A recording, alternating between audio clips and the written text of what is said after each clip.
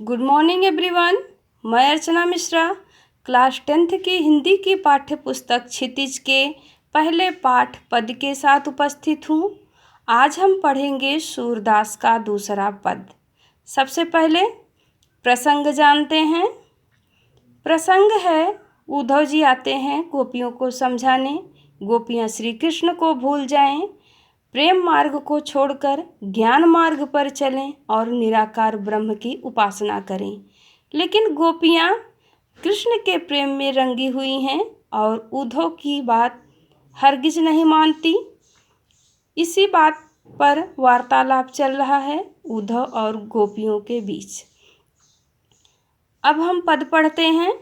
मन की मन ही माझ रही, कहिए जाई कौन पै उद्धव, नाही परत कही, अवधि आधार आस आवन की, तन मन बिथा सही। अब इन जोग संदेशन सुन सुनी, बिरहिन बिरह दही, चाहत हुती गुहार जितहि तै, उततै धार बही। सूरदास अब धीर धरहि कौ, मर्यादा न लही। पहले हम जानते हैं कठिन शब्दों के अर्थ। माझ, इसका अर्थ है अंदर। परत, पढ़ना। अवधि, समय। आधार, आधार। बिरह, व्यथा। दही, जलना। गुहार, पुकार। अब हम इसकी व्याख्या जानते हैं। मन की मन ही माझ रही। गोपियाँ उद्धव से कह रही हैं, हे उद्धव जी, हमारे मन में कृष्ण के प्रति तमाम बातें थीं।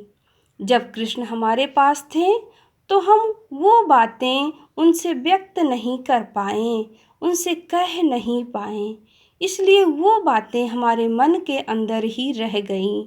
कहिए जाई कौन पै उद्धव, नाही परत कही। आगे गोपियाँ कह रही हैं कि अब इस समय जब कृष्ण जा चुके हैं तो हमारे उन बातों को कौन जाके श्री कृष्ण से कहे, नाही परत कही, क्योंकि प्रेम की बात को किसी और से कहना ये सही नहीं है, इसलिए हम उन बात को किसी और से कह नहीं सकते, और जब किसी और से बता नहीं सकते तो कोई कैसे जाके हमारी बातों को पहुँचाएगा। अवधि आधार आस आवन की, तन मन बिथा सही।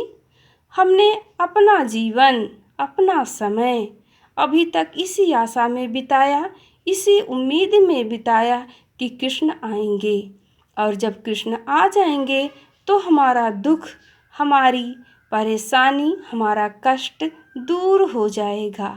तन मन बिथा सही।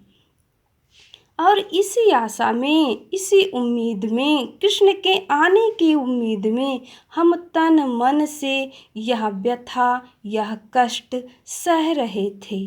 अब इन जोग संदेशन सुन सुन, बिरहिन बिरह दही।